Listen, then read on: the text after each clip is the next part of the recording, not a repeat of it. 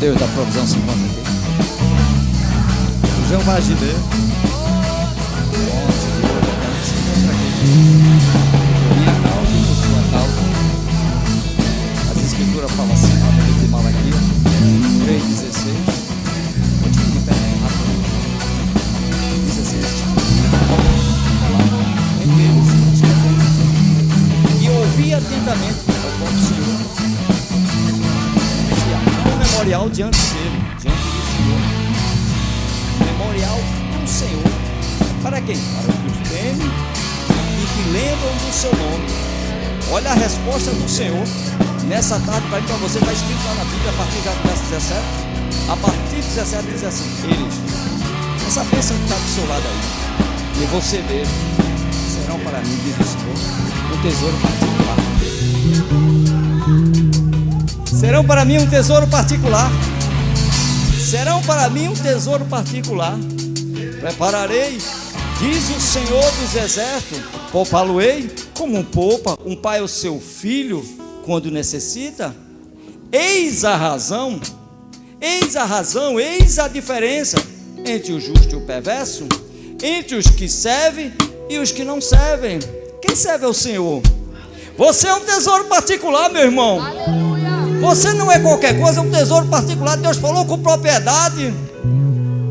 O mesmo Deus, aquele que te provê todas as coisas. O que acabamos de cantar, o que acabamos de louvar ao Senhor. Você é um tesouro particular. Olha para quem está do teu lado e diz: eu te amo, meu irmão. Olha para o de cá agora. Olha para o outro lado agora, para o de cá não ficar com ciúme. Diz: eu também te amo, meu irmão. Agora você pode sentar. Graças. Grupo Louvor, obrigado. Final do culto, quero dançar com vocês aqui, viu? Final do culto a gente vai se encontrar. Cadê Binho? Foi embora? Foi? Correu, foi. Quero ser no final aqui, viu, cara? Bora, no final a gente vai continuar a celebração, dançar na presença de Deus. Alguém está crendo em milagre aqui? Alguém está crendo no extraordinário de Deus? Tenho certeza e convicto do que vou pregar, porque sei que vou prestar contas um dia, e aquilo que eu recebi do Senhor eu vou entregar nessa tarde, não vou levar para casa, porque se eu não entregar, eu presto contas, então é melhor entregar, amém? E Deus será glorificado no nosso meio. Tenho certeza, você que está nos ouvindo, assistindo nesse momento, Deus vai mexer também com você, assim como vai mexer aqui, porque a palavra do Senhor ela não tem distância. Algo sobrenatural da parte divina vai operar nessa igreja, como vem operando. E no final do culto nós vamos dar continuidade e Deus vai se manifestar. E algo vai mudar na sua vida, porque o próprio Jesus se encontra aqui. E não há como Ele dispensar você de mão vazia. Você não sai dessas portas aqui, você que está nos assistindo, você não vai dizer: não, foi um mero culto, não. Foi algo diferenciado pelo poder do Espírito. Deus tem algo novo para mim e para a sua vida. Mas antes já iniciando, eu quero falar de 2 livros. Já está aí, por gentileza. Eu vou começar por esse aqui. Pronto, esse aí. Eu quero indicar esse livro para no final a gente não passar despercebido. Um livro tão importante, A Arte da Oração, do nosso irmão Reagan. É um livro muito bom, nós vamos aprender mais a orar. A arte da oração, vocês vão aprender mais a orar, compreender mais, para que Deus possa dar a resposta daquilo que nós estamos orando. Você tem orado ao Senhor, quando sabe que essa igreja é uma resposta de oração. E Deus tem agido tremendamente. E o segundo livro que eu quero indicar nessa tarde, Quando Jesus ora atrás de você, através de você. Veja que coisa interessante. Quando Jesus ora através de você, de Charlie Capps. Você acredita que Jesus ele intercede por mim e por você? Você sabia que Ele dá a palavra a você para você reverter para Ele? Através dele. Então Ele é o nosso intercessor, Ele está conosco. Então eu passo esses 2 livros, está na livraria disponível. Você pode comprar através de cartão de crédito, Pix, fazer negócio e você receber da parte do Senhor e aprender mais e andar segundo o propósito do Senhor. Amém, igreja? Já falei para a mídia, nós temos um tema, que o tema da ministração dessa tarde é Divina Oração. Divina Oração. Quero externar o agradecimento ao Senhor por essa oportunidade de falar a sua palavra E agradecer à igreja local, através do pastor Márcio, sua esposa Cris, que nos deu essa oportunidade aqui, que a gente venha glorificar o nome do Senhor. Então, mais uma vez, eu agradeço. E eu aproveito, já que o tema é divina oração, quero orar. Basta curva a tua cabeça, vamos fechar nossos olhos. Querido Deus, querido Pai, diante da rica e poderosa presença, sou grato ao Senhor, por o Senhor cuidar de nossas vidas, zelar com amor, com bondade, com misericórdia, com graça, com perdão, todas as coisas que provém do Senhor. O Senhor assim tem cuidado de nossas vidas. Nos trouxe nessa tarde, através do Teu Espírito, para que possamos Te glorificar, através de louvores, através dos cânticos, através do nosso coração, através da nossa disponibilidade, de Te louvar. É uma tarde consagrada ao Senhor, um tempo consagrado ao Senhor, e eu creio, Pai, que cada pessoa que não só está assistindo, mas todas as famílias aqui presentes, vão receber do Senhor. Não é de mim, mas é do Senhor. Que eu venha diminuir, mas que o Senhor venha ser o exaltado do local. Eu quero que o meu espírito, através do Teu Espírito, fale o que o Senhor quer. Não estou, não quero, não tenho direito de pedir glória para mim. Não tenho nenhum direito sobre isso. Esse direito total é do Senhor. Então toda a glória seja Te apresentada por curas, por a manifestação do Teu poder, pessoas se levantando através do Teu poder, pessoas sendo agraciadas através do Teu poder. Então tudo é Tua glória, Pai. Tudo é para o Senhor. Tudo que nós estamos fazendo aqui é em dedicação à glória ao Senhor. Então, nesse momento, que o Senhor, na Tua rica presença, manifeste o que o Senhor quer nesta tarde, em nome de Jesus. A igreja do Senhor diz? Amém. Amém. Graça e paz, igreja. 1 Samuel, capítulo 1, versos 10. 1 Samuel, capítulo 1, versos 10.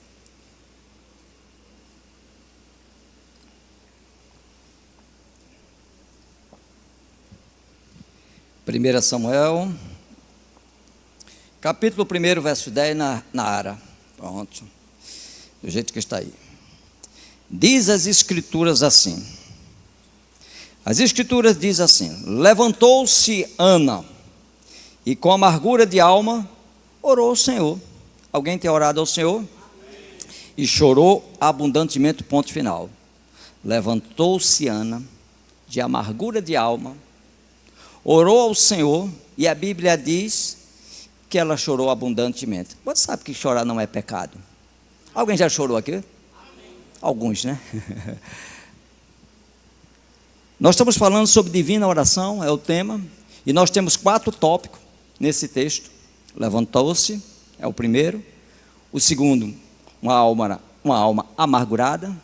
Terceiro tópico, oração.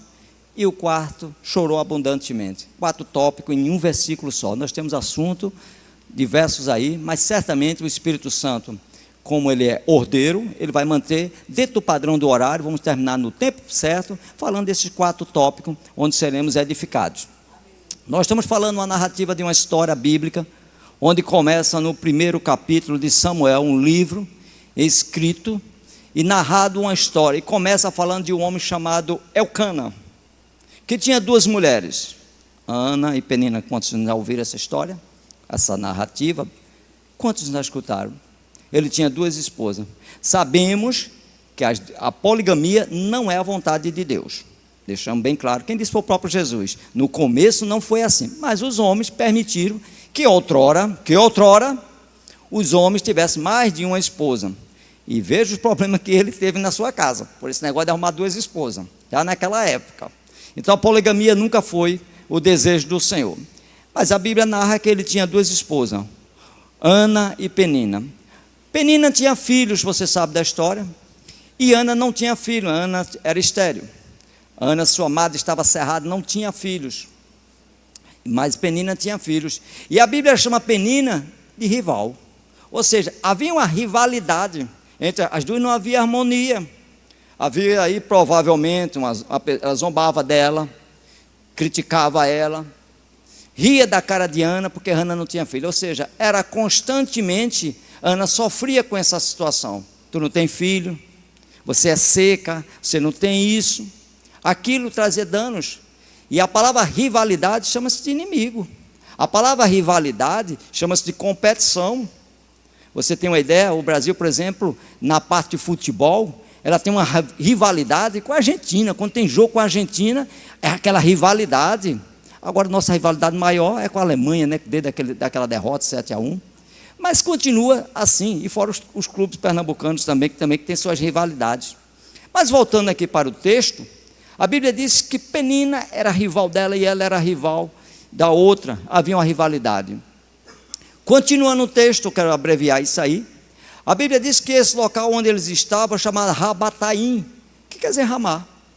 Vou falar mais prático, Ramá. Eles habitavam ali uma região de Efraim, que anualmente o sacerdote da casa, que era Elcana, ele pegava uma vez ao ano, era uma vez só, ele juntava Ana, Penina, os filhos e todos iam até Siló, aproximadamente, geograficamente, 25, 30 quilômetros, uma distância de Casa Caiada a Alpina, mais ou menos isso de camelo, ou de cavalo, alguma coisa assim, ou de jumento, era a locomoção da época, uma vez ao ano, não era todas as vezes, não era todo o momento que ele tinha a oportunidade de juntar a sua família, seus filhos, e levar para adorar ao Senhor, era uma vez ao ano.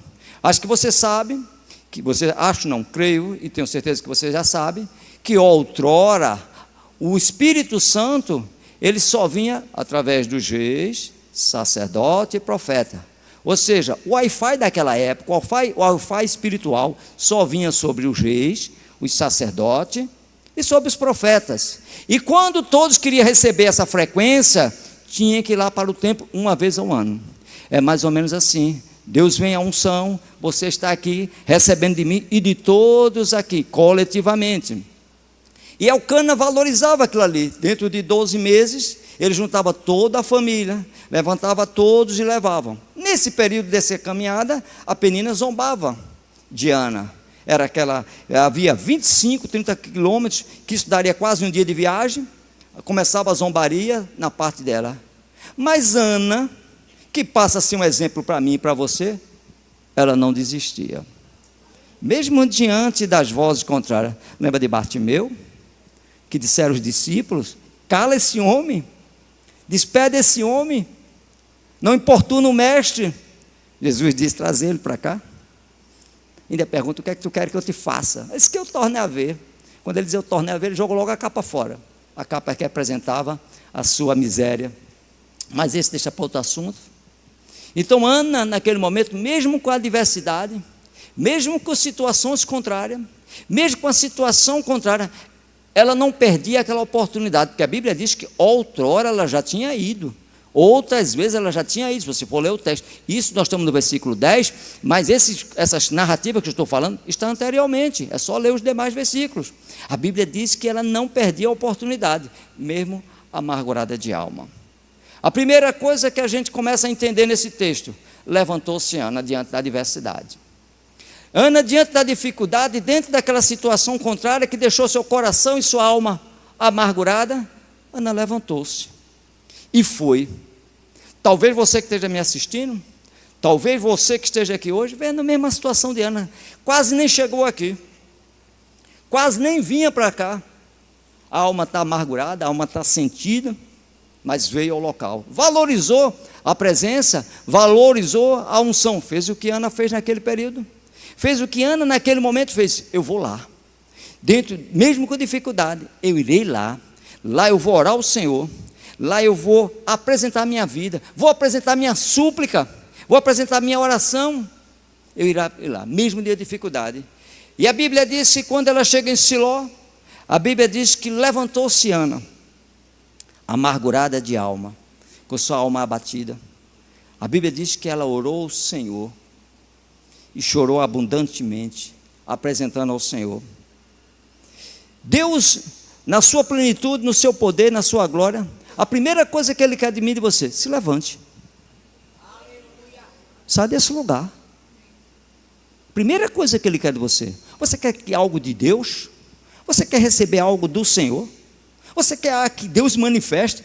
Se levanta desse lugar, mesmo que tua alma esteja amargurada, mesmo que você esteja abatido, mesmo que você esteja deslacerado da situação que te fizeram, mesmo que a situação contrária te deixou para baixo, mas Deus está dizendo: levanta. Olha o que fala ao profeta Ezequiel. Logo no primeiro capítulo, verso 1, diz as escrituras assim: ao 30º ano, do 4º mês, do 5º dia, estando eu, quem é Ezequiel, no meio dos exilados, defronte ao rio Quebar, veio uma visão de Deus a ele. E ele começa a fazer uma narrativa, mas quando chega no capítulo 2, verso 1, ele diz: filho do homem, levanta-te, põe de pé que falarei contigo, sai desse lugar de exilado, e eu vou falar contigo, e vou falar o que eu quero para você, e o que eu quero para a minha nação. Levanta. Lembra de Paulo? Paulo era Saulo, estava a caminho de Damasco, com a comitiva para caçar os cristãos. A Bíblia diz que ele vê uma luz que ofuscou ele, que ele cai do cavalo, ele está prostrado, e ele diz: quem és tu, Senhor? Você conhece a história? Jesus diz: eu sou Jesus, aquele que te persegue. Aí ele diz assim, o próprio Jesus: levanta, vai para a cidade, porque para mim tu é um vaso escolhido. Levanta, sai desse lugar de perseguição, lugar de crítica, lugar onde não edifica o Senhor, lugar que vai trazer tua ruína. Sai, levanta, vai para a cidade. Lembra disso? Lembra daquele homem que está no tanque de Betesda, 38 anos, paralítico, deitado naquele local, prostrado naquele local. Chegava quando a água era movida, as pessoas pulavam, eram curadas, como diz as escrituras, capítulo 5 de João. A Bíblia diz que Jesus olha para ele e faz a mesma pergunta: o que tu queres que eu te faça? E ele disse: eu quero ser curado, mas não tem ninguém que me leve, eu estou impossibilitado. E você há de convir que essa impossibilidade desse homem chamou a atenção de Jesus. Por quê? Porque ele é paralítico? Não, porque mesmo dentro da impossibilidade, ele ia se arrastando para lá, crendo que alguém ia pegar ele e jogar dentro do tanque. Ele tinha uma esperança que alguém ia jogar ele dentro do tanque lá e ele ia ser curado. Ele tinha um desejo forte de sair lá daquele lugar. Ele não queria passar a vida dele toda paralítica, ele não queria passar o tempo todo. Eu não vou fazer aqui agora, eu fiquei sentado e comecei a andar sem mexer as pernas. É terrível, gente. Eu tentei, meu Deus, como é daqui para ali, eu tentando ministrar uma vez sobre isso aí, e eu digo: rapaz, não consigo, eu queria mexer, eu digo: não vou mexer as pernas, e eu me arrastando. Na época não tinha cadeira de roda, não tinha o que tinha hoje, e é difícil. E Jesus viu aquele homem ali e perguntou: o que quer que eu te faça? Eu quero que alguém me levante e me jogue dentro do tanque. Jesus disse o que para ele? Levanta, sai desse lugar, pega a tua maca, vai embora, sai deste lugar, levanta. Acaba, pulou de um pé só, levantou-se, tua maca nas costas, ele saiu. A vida desse homem mudou, entrou no rol da Bíblia. Levanta-se. Primeira coisa que a gente entende, primeira coisa que a gente compreende na Escritura: não é lugar de ficar prostrado. O único lugar de ficar prostrado é a adoração. Você tem a liberdade de adorar, de cantar prostrado ao Senhor. Mas e diante da situação, diante das pancadas, da raquetada, das coisas contrárias, diante da situação onde o Senhor diz: dos inimigos rio eu, Senhor, se eu rio dos inimigos. Eu estou dizendo que não tem nada fácil não, porque o mundo tem aflição, e tu vai falar sobre aflição, vamos falar sobre situações contrárias. Não é nada fácil. Mas a Bíblia diz: olha, estou só em levantar. E a Bíblia diz que se levantou. A Bíblia levantou-se Ana diante daquela dificuldade e partiu para cima, alma amargurada, alma chorando.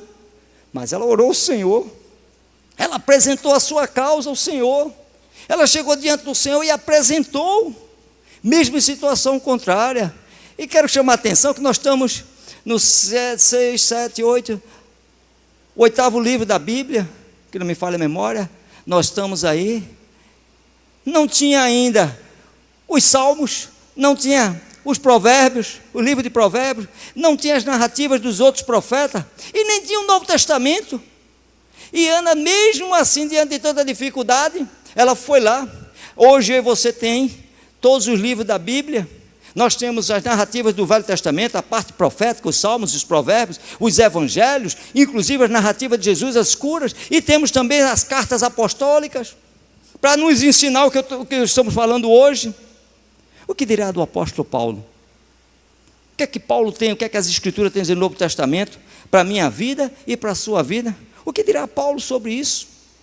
O apóstolo Paulo, do capítulo 4, de 2 Coríntios, versos 8, versos 9, versos 10, diz as Escrituras assim: em tudo, não é algumas coisas, somos atribulados, porém não angustiado, perplexo, mas não desanimado, perseguido, mas não desamparado, abatido, olha a palavra abatido, mas não destruído, abatido, mas não destruído, levando, agora é comigo com você, levando o nosso corpo a morrer em Cristo, assim também, para que se manifeste a vida de Cristo no meu corpo.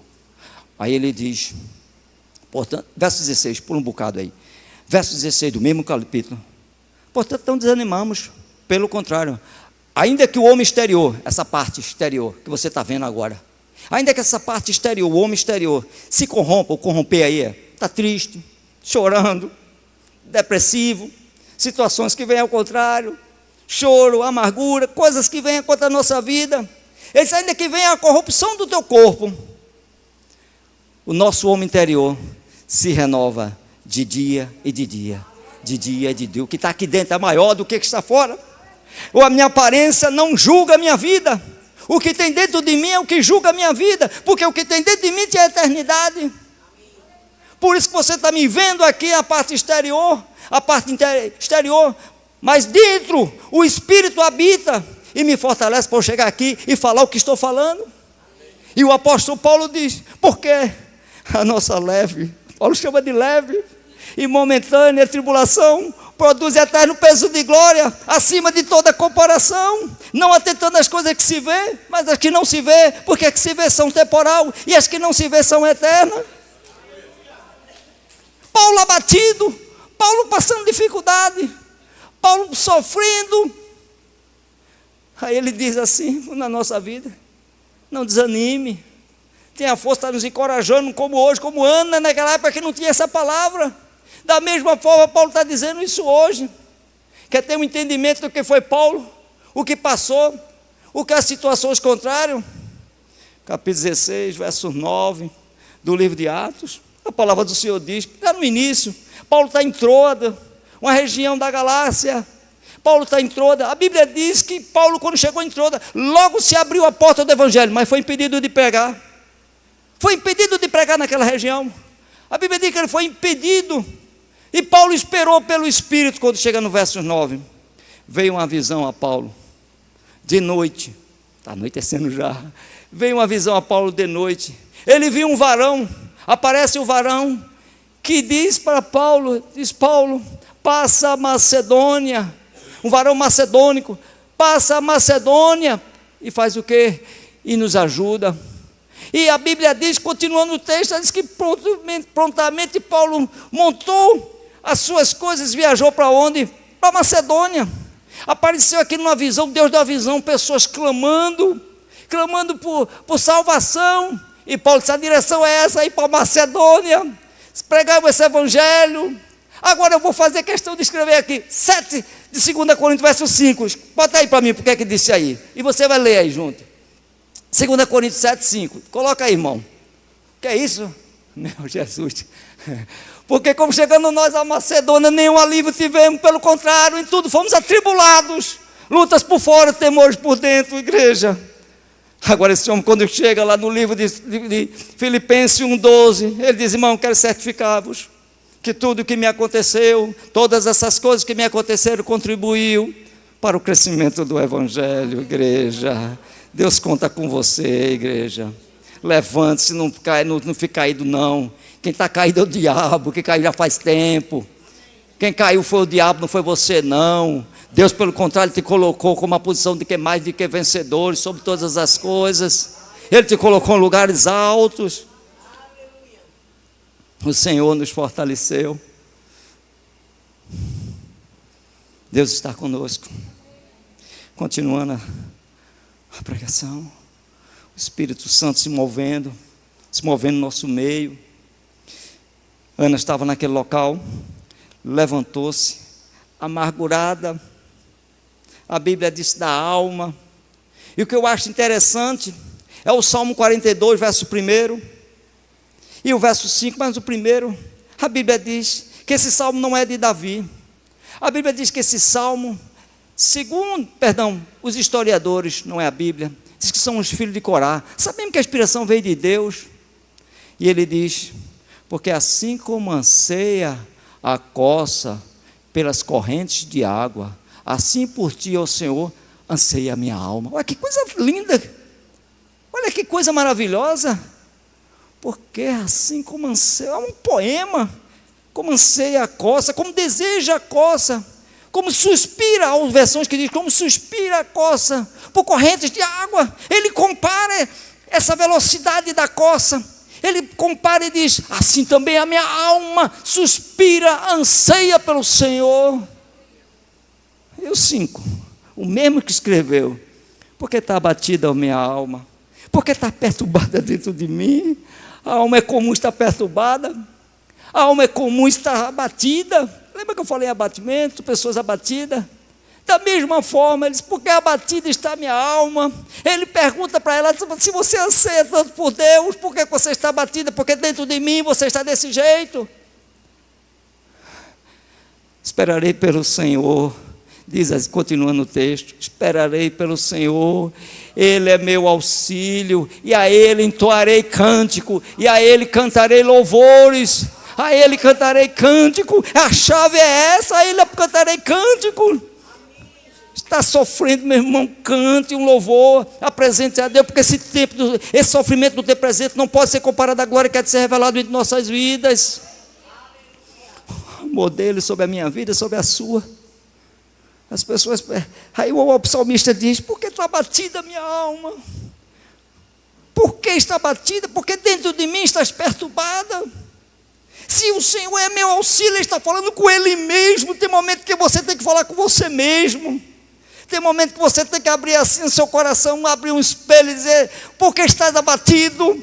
Essa não é a posição que você deve ficar. Esse não é o teu lugar. Levanta disso aí. Levanta-te, exalta, canta louvores. Canta louvores, tem louvores belíssimos.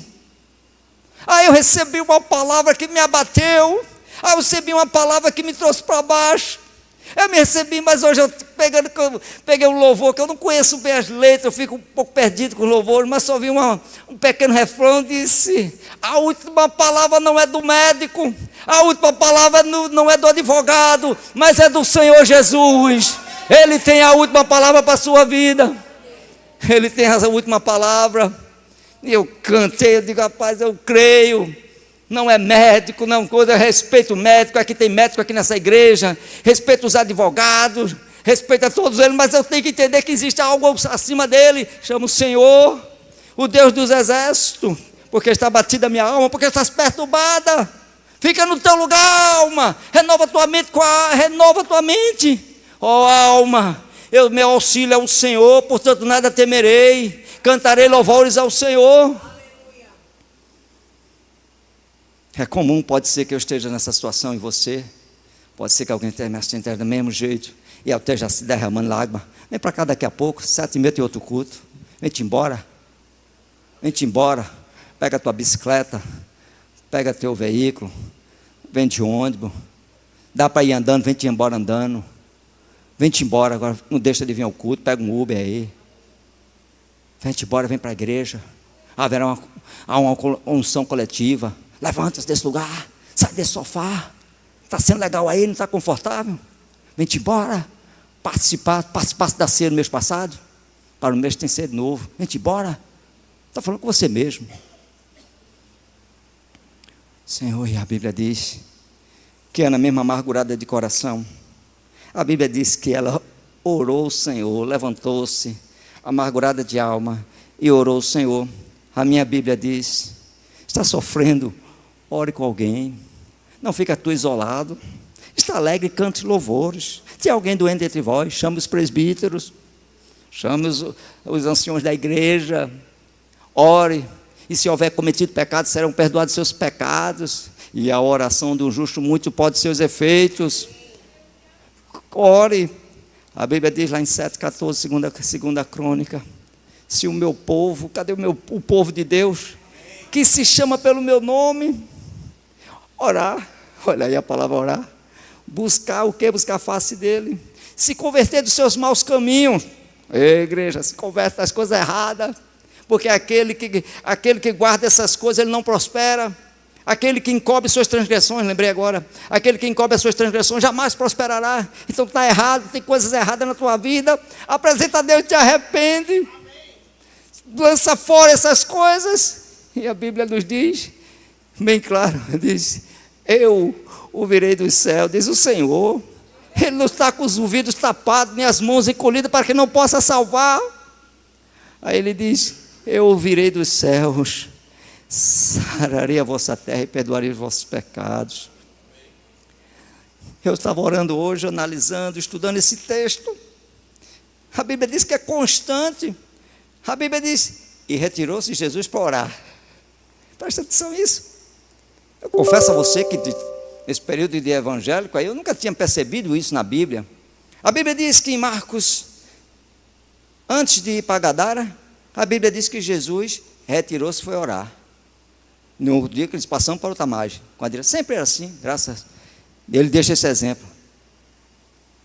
A pergunta é: e os discípulos? Ficaram dispersos. E os discípulos? Ficaram dispersos. Não imaginou aqui? O pastor da igreja disse: igreja, fica aí que eu vou orar. Aí fica um bate-papo. Faz o mesmo, rapaz. Ele não é o padrão da igreja? Então a gente leva. E Jesus não é o modelo da igreja. A Bíblia diz que Jesus se retirava para orar. Aí saía lá para fazer as orações, passava a noite. Chegava no outro dia, Jesus diz: vamos para outra margem, os caras ficam tudo com medo. Não importa que nos pereçamos. Por quê? Não estava orando junto. Não estava precisando, aí ele levava pancada a 3x4 de Jesus. Homem de pequena fé. Por que são tímidos? Outra versão: porque são covardes. Por que não curaram aquele menino, cheio de cão? Por que não curaram ele? Porque tem que ser com jejum e oração, coisa que vocês não estão fazendo. A pancada batia na turma, nos discípulos, chegava e saía. Então, a oração, e a Bíblia diz que Ana orou, mesmo com o coração com amargura. Daquele tipo, Ana não estava a fim de orar não, igreja. Ela não estava nem aí para oração, mas ela sabia que necessitava. Ela sabia que precisava da oração. Ana sabia que sentia o prazer de orar. Ela tinha que orar. Se ela quisesse algo de Deus, ela tinha que se submeter às coisas de Deus. Ela tem que se submeter aos princípios de Deus. Não é os meus princípios, não são os meus pensamentos, não são os meus caminhos. E os deles são muito mais altos. Ou eu me submeto ou não vou ter. Ou eu entro nesse linha, nesse eixo, ou eu não entro, ou eu fico de fora. A Bíblia diz lá, capítulo 23, livro de Êxodo, verso 25 e 26, você conhece melhor do que eu. Diz: se servires ao Senhor, Ele vos abençoará o vosso pão, a vossa água, e tirará do meio de ti as enfermidades. No meio de ti não haverá estéril, nem mulher que aborte, e completarei os anos de tua vida. Servir, a primeira palavra que eu falei aqui hoje, servir ao Senhor, a primeira palavra, temer e servir ao Senhor, a primeira palavra que eu falei, é a primeira coisa. Então, se queremos algo de Deus, se submete aos caminhos dele, se submete. O próprio capítulo 23, o versos 20 do livro de Êxodo, diz: eu enviarei um anjo adiante de ti, para o caminho que eu tenho preparado para ti. Um anjo. Você quer saber o que é um anjo? Vai ler capítulo 20 de Apocalipse. Diz que um anjo prendeu Satanás. Não foi a comitiva celestial, não foi o bope celestial, não. Foi um anjo só que jogou Satanás debaixo do abismo. Para você ter, e a Bíblia diz que tem um anjo. E a Bíblia diz que aqueles que temem o Senhor, os anjos, já está no plural. Os anjos do Senhor acampam, então, portanto, não tema nada. Não temas.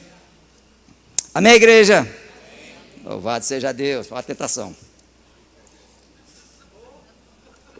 Só faço se Deus mandar, mas Deus não mandou não.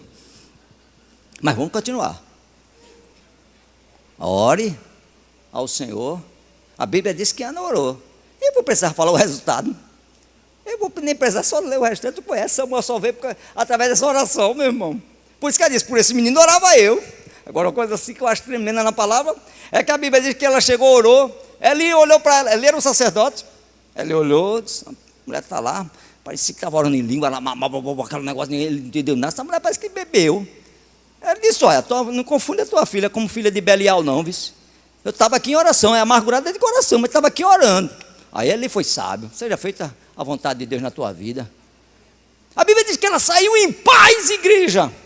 A Bíblia diz que ela saiu em paz, ela saiu tranquila, mesmo com aquela mulher amargurada, porque a oração nos renova, a oração nos fortalece, é a arte da oração.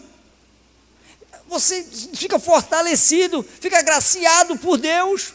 A arte da oração é isso, é você orar, apresentar, abatido, mas não está destruído, a pancada está ali em cima. Aí de repente Ana se animou e sai daquele templo.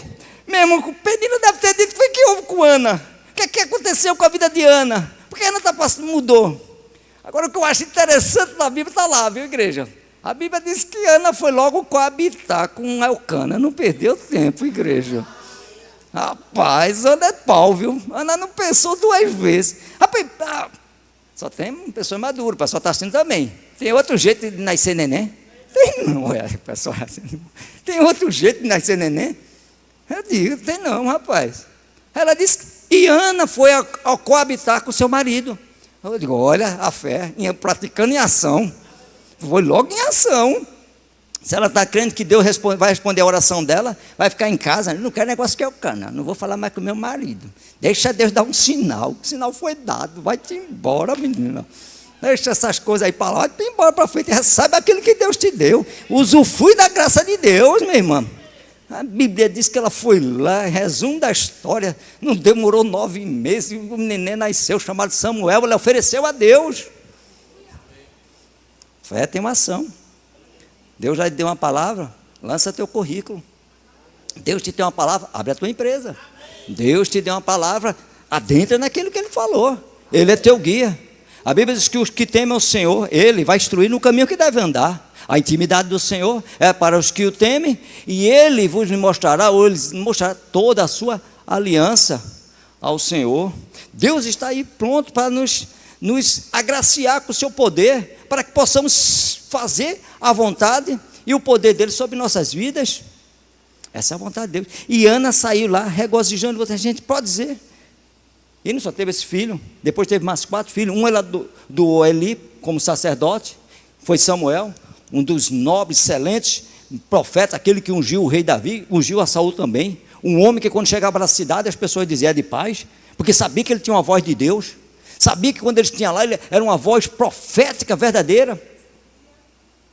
Filho de Ana e Elcana. Por esse menino orava eu. Tu tem orado por esse menino? Tu tem orado por esse menino? Que talvez não esteja aqui hoje?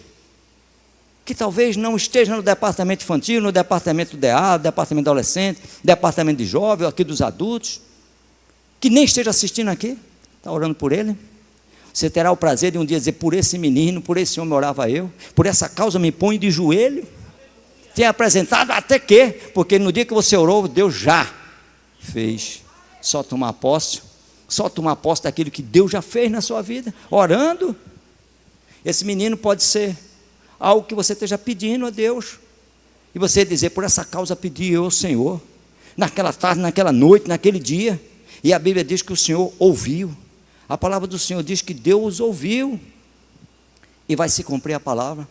Ele chega com o profeta Ezequiel, voltando ao profeta Ezequiel, capítulo 12, verso 27 e 28. Assim diz o Senhor, dizendo, disseram a casa de Israel, é Israel que está dizendo, a promessa é para muitos dias, é muito longe, e profetiza que é muito longe.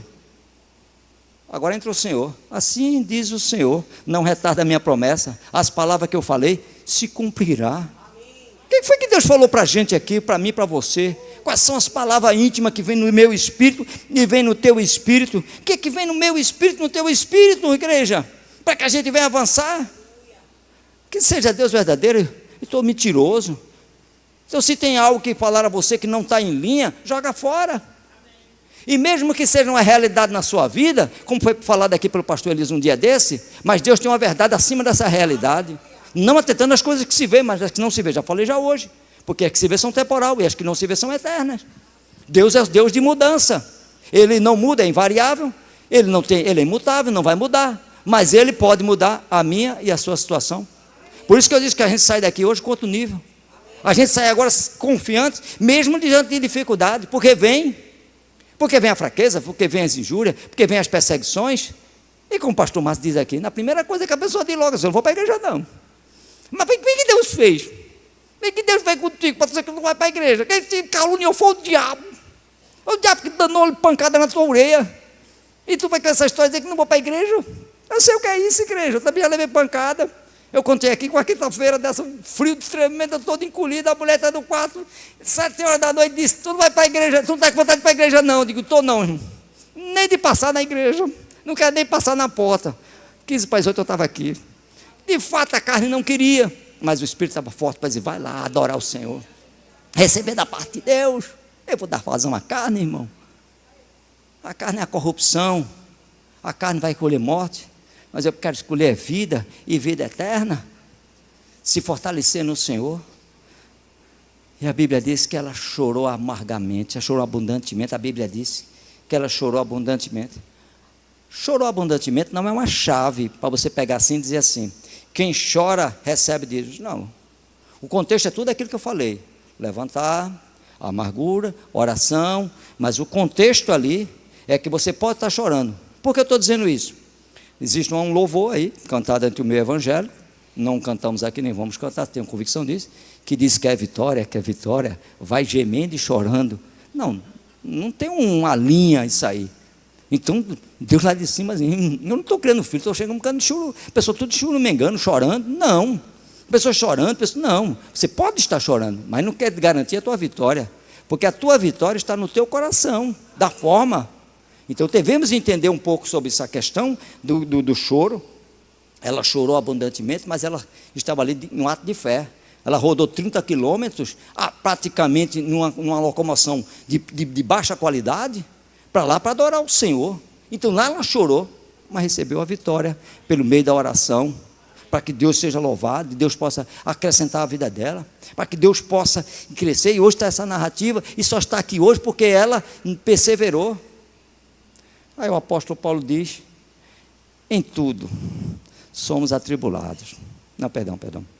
Sabemos, eu ia falar uma é outra coisa. Lá em Romanos, capítulo 3, versículo 5, diz assim, sabemos que a tribulação produz o quê? Perseverança. A perseverança, a experiência.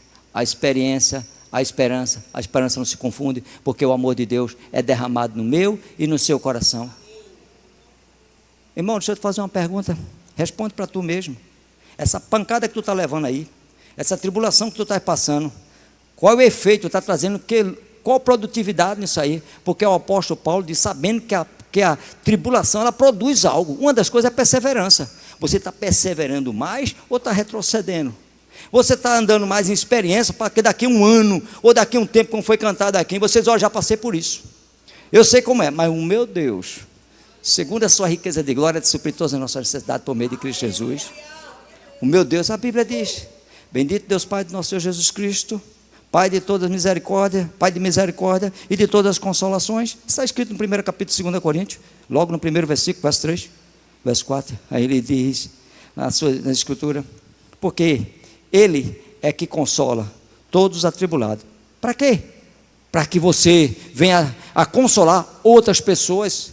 Ou seja, aquilo que nós estamos passando, aquela dificuldade, um dia alguém vai chegar e dizer assim para você, um casal, por exemplo, chega para você e diz, olha, eu vou me separar, porque está vendo situações contrárias. Olha, eu conheço um Deus que restaurou o meu casamento, que estava lá na lama, estava arrebentado, não valia de nada, toda a situação, mas Deus restaurou minha vida.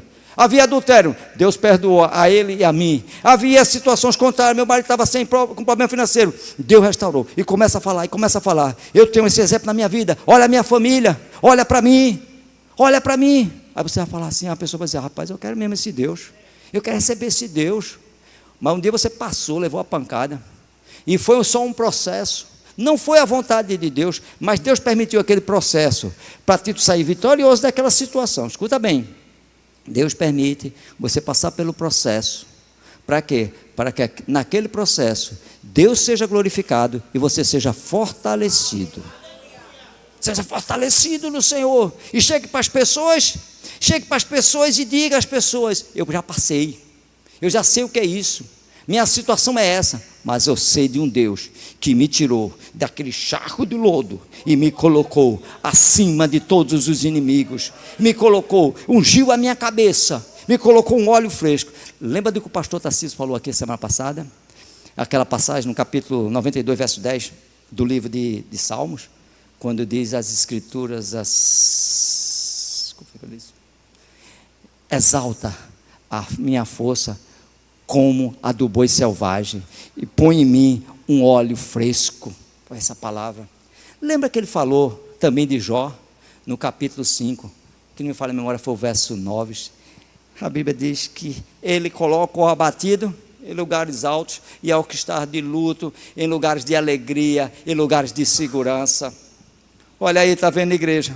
Mesmo que você esteja abatido, mesmo que você esteja em situação contrária, a Bíblia diz que clamou ele e disse: Senhor, exalta a minha força como a de um boi selvagem, Senhor. Talvez o salmista não tivesse nem força para isso, mas eu quero como a do boi selvagem, e coloca em mim um óleo fresco para eu poder continuar a minha caminhada. Vem para cá, grupo de louvor. Vem para cá, grupo de louvor. Ainda tem algo a entregar ao Senhor. Aleluia. Ressalta. Aí o próximo versículo diz: o justo florescerá como o cedro do Líbano, e crescerá. O justo florescerá como a palmeira e crescerá como o cedro do Líbano. Plantados na casa do Senhor, florescerão nos seus átrios. A Bíblia diz que tudo isso vai ser para a glória e louvor de Deus. Ele nos fortaleceu, Ele nos fortalece, Ele nos trouxe aqui hoje para dizer: olha, eu estou contigo.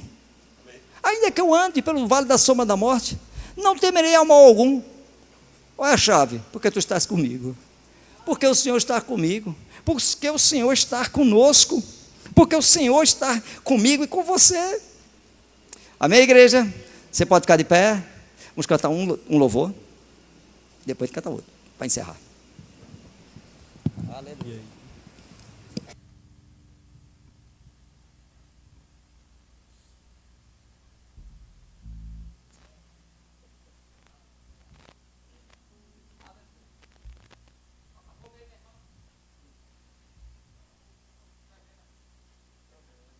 Pastor, é um negócio fervendo aqui, viu? Olha, eu vou precisar de crente aqui, viu? Eu vou precisar de crente, eu vou dizer logo agora. Vai ensaiando aí. Tem crente aqui nessa igreja? Eita lá, o negócio foi forte mesmo. Tem crente aqui, Omar? Tem muito ou pouco? Oh, glória. Deixa eu ver esse lado de cá que está aqui. Paiva, tem crente ou não tem crente aqui? Tem crente que acredita em prosperidade? Olha, se leva sinceridade, acho que o pastor Bassa vai até me reprovar. Se não crê, meu irmão, não adianta não. Mas se tu crê que eu estou falando aqui, para esses últimos dias, recebe do Senhor o que eu vou falar aqui, sobre esse tempo. Eu disse a você no início, que eu vou prestar contas a Deus, do que eu estou falando. Se eu não falar, papai me pega lá mais tarde, na hora que eu for orar, diz: quem mandou tu não falar? Eu não disse para tu falar, e eu vou falar a palavra. Então eu estou falando para pessoas crentes, que creem na abundância de Deus, uma graça poderosa, mas um negócio derramando dentro da igreja, algo tão sobrenatural na área financeira. Eu gosto de falar em finanças. Terminou o texto, viu? Isso é só uma profecia que eu vou entregar, é só um texto, algo tão sobrenatural. E olha, quem está falando aqui é porque crê. É algo tão sobrenatural que vamos andar nessa condição. Nesses últimos dias, eu fiquei alegre que a semana, na imprensa, não foi no jornal do gospel não, pastor Felipe Valadão comprou um prédio por 8 milhões. Esse homem que é isso e aquilo outro. Eu dei glória a Deus. A imprensa do Rio de Janeiro criticando ele. Comprou um prédio por 8 milhões, fora a reforma que vai fazer. Eu digo: eu tomo posse, porque o Deus de Felipe Valadão é o nosso. É o nosso Deus. É Deus de abundância. Comprou um prédio. Funcionava o quê? A casa de artista, coisas que não glorificavam a Deus. E Deus deu condição e ele comprou. E vai chegar muitas coisas mais. Foi profetizado um prédio novo para essa igreja. Você falou que crê na palavra. Veja o que, para a gente ter entendimento, para cair a religiosidade de hoje, para se ter um entendimento, para quando se falar em ouro, prata, riqueza na igreja, a gente não ficar criticando. E você que está ouvindo também. Capítulo 13. Não, capítulo 9, verso 13. De 2 Crônica. Está terminando a carreira de Salomão. Verso 9 diz assim. Vou falar literalmente, está aí já escrito, lá atrás também. O peso, Tainara, o peso do ouro que trazia, outras palavras, recebia. O peso do ouro que recebia Salomão a cada ano era de 666 talentos. 666 talentos. Multiplicado, 23.600 quilos de ouro. Fora, a Bíblia está dizendo no próximo versículo. Fora o que trazia os vendedores, os comerciantes, os reis das Arábias, os governadores, e tudo isso. Sabe quanto é isso tudinho hoje em real? 40 bilhões.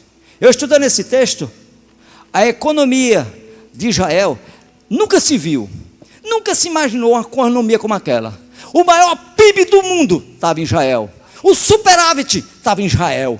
O maior crescimento em Israel, na vida daquele homem, porque acreditou em Deus, deu sabedoria àquele homem. O maior crescimento, coisas extraordinárias acontecendo, onde bilhões, coisas chegavam ali naquela nação, a nação ia crescendo, crescendo como nunca teve.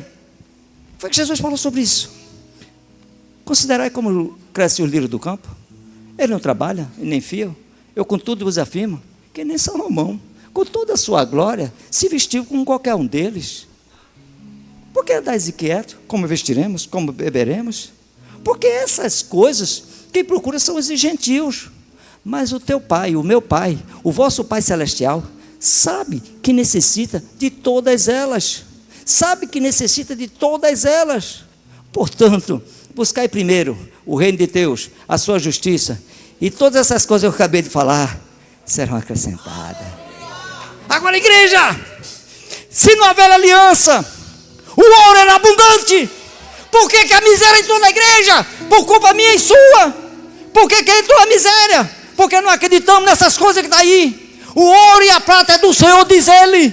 A riqueza é dele. Tu, Senhor, magnificaste acima de tudo a tua palavra. Tu, Senhor, é o reino. Tu, Senhor, é a majestade. Tu, Senhor, é a vitória. Tu, Senhor, é a riqueza. Diante de tu está o engrandecer. E diante de tu estão as tuas mãos. É do Senhor, ele entendia isso aí. Por isso que as coisas chegavam. Há um tempo de grandeza de Deus para a tua igreja, para a igreja, pastor Márcio. Há um tempo da grandeza de Deus que nada há de faltar. Que tudo será suprido. As coisas abundantes. O ouro chegando. O ouro chegando.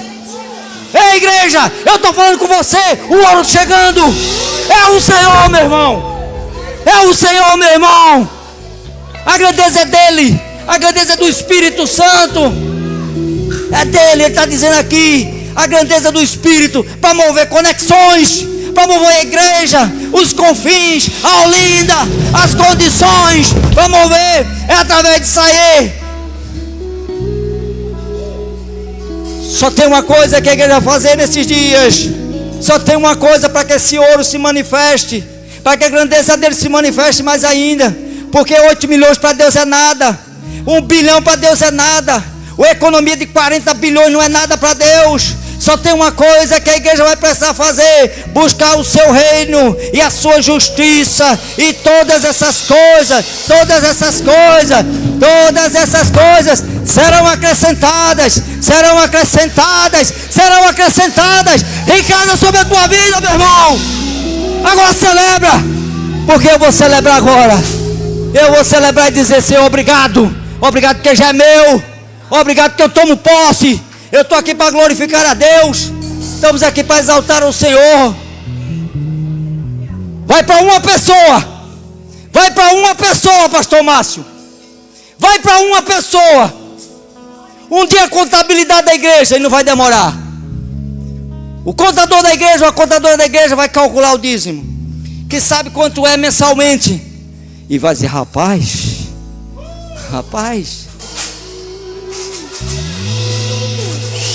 chegou uma oferta aqui, que ela foi maior do que toda a igreja. Vai para uma pessoa. Algo vai ser entregue grande aqui. Algo vai ser entregue grande. Financeira. Conta para ele dizer: meu Deus, foi maior do que toda a arrecadação da igreja. Igreja, é para a glória de Deus. Ele vai do testemunho isso aqui, vai dizer, rapaz, isso tudinho aqui foi de uma pessoa só. Eu não sei se essa pessoa está desse lado aqui. Eu não sei se está não, acho que está desse lado aqui, meu irmão. Eu acho que está desse lado aqui. Eu acho que está aqui de louvor, meu irmão. Agora que está aqui, tá. Aqui tá. Algo grandioso, meu irmão. Algo grandioso da parte divina. Algo grandioso da parte divina está sendo entregue nessa tarde aqui. Algo grandioso. O coração do homem inclina para o Senhor. Algo grandioso nessa manhã. Pai, algo grandioso, meu irmão. Algo poderoso. Algo poderoso em vida de corações aqui. Igreja, até aqui falou o Senhor. Eu vou dançar agora, meu irmão. Amo você.